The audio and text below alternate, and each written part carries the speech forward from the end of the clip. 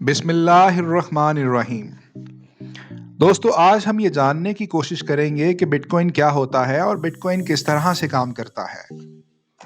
आप भी ये सोच रहे होंगे कि ये बिटकॉइन क्या है और बिटकॉइन किस तरह से काम करता है।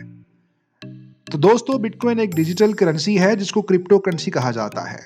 मतलब कोई भी गवर्नमेंट या बैंक इसको कंट्रोल नहीं करता और ना ही कोई दूसरी कंपनी या कोई सार्फ इसको कंट्रोल कर सकता है।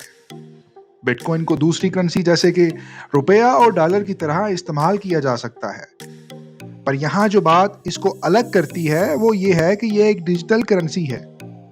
मतलब ये कि ये सिर्फ इंटरनेट पर मौजूद है और इसको हम हाथ में नहीं ले सकते और ना ही जेब में डाल सकते हैं, जैसे कि दूसरे नोट को हम जेब में डाल सकते हैं या हाथ में पकड़कर महसूस कर सकते हैं। बिटकॉइन को इंटरनेट के जरिए दुनिया के किसी भी कोने में हम इसको ट्रांसफर कर सकते हैं। पूरी दुनिया के लोग एक सॉफ्टवेयर को इस्तेमाल करते हुए बिटकॉइन के मैथ प्रॉब्लम्स को हल करते हैं और इसी तरह नए बिटकॉइन बनते हैं। इसका जो फार्मूला है वो कोई भी देख सकता है और ये फ्री है और इसको हल करने के लिए जदीद तर्ज के कंप्यूटर्स की जरूरत होती है। गवर्नमेंट जो पैसे बनाती है उसकी एक हद होती है और इसी तरह बिटकॉइन की भी एक हद है। दुनिया में टोटल बिटकॉइन की तादाद 21 मिलियन है, जो कि 2 करोड़ 10 लाख बिटकॉइन बनते हैं और ये फिक्स है। इसका मतलब है कि इसकी तादाद में इजाफा नहीं किया जा सकता। अब तक तकरीबन 18 मिलियन बिटकॉइन माइन हो चुके हैं और जैसे जैसे बिटकॉइन माइन होते जाएंगे वैसे वैसे इनको माइन करना और भी ज्यादा मुश्किल होता चला जाएगा। एक अंदाजे के मुताबिक आखिरी बिटकॉइन को माइन होने में तकरीबन 100 साल लगेंगे। दोस्तों, बिटकॉइन के जरिए हम दुनिया के किसी भी कोने में पैसे भेज सकते हैं और पैसे वसूल भी कर सकते हैं। मुंतकली का ये अमल बहुत तेज होता है और इसके चार्जेस भी ना होने के बराबर होते हैं। जब बिटकॉइन को किसी दूसरे एड्रेस पर भेज दिया जाता है तो इसको वापस नहीं लाया जा सकता जब तक कि सामने वाला खुद वापस ना भेज दे। मुंतकली का ये अमल लिंक टू लिंक होता है, मतलब बीच में कोई बैंक या क्रेडिट कार्ड जैसी कोई कंपनी नहीं होती और ना ही इनको चार्जेस देने पड़ते हैं। जो भी पैसे का लेन देन होता है वो कोई कंपनी नहीं करती। जो लोग दुनिया भर में अपने कंप्यूटर्स में बिटकॉइन को माइन कर रहे होते हैं और इसके मैथ प्रॉब्लम्स को हल कर रहे होते हैं, वो अपने सॉफ्टवेयर के जरिए इन मुंतकलियों का अंदराज करते हैं और इसी तरह उनको इनके काम के बदले में बिटकॉइन कमीशन की सूरत में मिल जाता है और ऐसे लोगों को माइनर कहा जाता है। बहुत से मुल्कों में बिटकॉइन से हम कुछ भी खरीद सकते हैं, पर पाकिस्तान में अभी हम बिटकॉइन से डायरेक्ट खरीदारी नहीं कर सकते। पर ऐसे बहुत से एक्सचेंजेस हैं जिनकी मदद से हम बिटकॉइन को खरीद सकते हैं या बिटकॉइन को फरोख्त करके उसके बदले में पाकिस्तानी करेंसी ले सकते हैं। अब हम ये जानने की कोशिश करते हैं कि आखिर बिटकॉइन को बनाया किसने।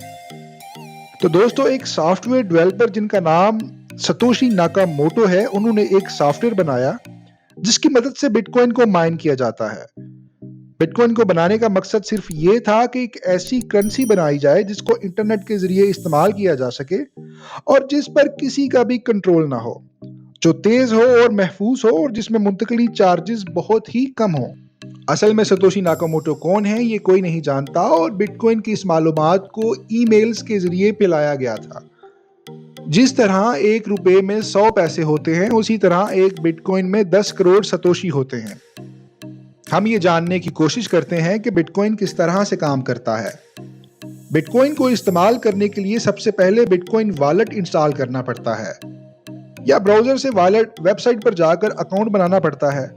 वो mobile wallet, computer wallet, online wallet, paper wallet या हार्डवेयर वॉलेट भी हो सकता है। जैसे ही वॉलेट बन जाता है उसकी एक जाती की होती है और उस जाती की से मुंसलिक पब्लिक की भी हमें मिलती है। किसी से भी अगर बिटकॉइन लेना हो तो जो पब्लिक की हमें मिलती है वॉलेट में वो हम उनको दे देते हैं, फिर वो उस पर बिटकॉइन भेजते हैं तो हमारे वॉलेट में बिटकॉइन आ जाते हैं। तो मुंतकली का ये अमल जो पब्लिक की होती है उसके जरिए से किया जाता है। जाती की किसी से भी शेयर नहीं की जाती, क्योंकि जिसके पास जाती की होती है असल में उस वॉलेट का मालिक वही होता है और वो उस जाती की के जरिए आपके वॉलेट में से जितने बिटकॉइन चाहे निकाल सकता है। और पब्लिक की का इस्तेमाल बिटकॉइन का एक वॉलेट से दूसरे वॉलेट में भेजने के लिए किया जाता है।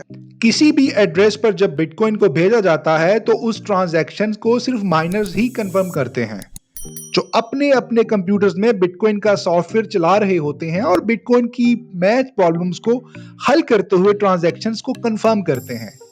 बिटकॉइन की ट्रांजैक्शन कंफर्म हुई है या नहीं हुई और किस एड्रेस पर भेजे हैं और किस तादाद में भेजे हैं, इसको ब्लॉकचेन पर चेक किया जा सकता है।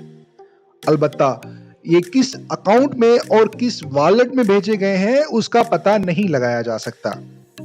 तो अब आप ये समझ गए होंगे कि बिटकॉइन क्या है और बिटकॉइन किस तरह से काम करता है।